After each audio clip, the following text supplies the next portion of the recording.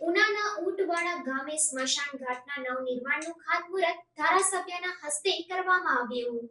ઉનાના ઊંટવાડા ગામે સ્મશાન ઘાટના નવનિર્માણનું ખાતમુહૂર્ત ધારાસભ્ય કાળુભાઈ રાઠોડના હસ્તે કરવામાં આવ્યું હતું. આ પ્રસંગે ગામના સરપંચ, આગેવાનો, વડીલો, યુવાનો, ગ્રામજનો સહિત બહોળી સંખ્યામાં લોકો ઉપસ્થિત રહ્યા હતા.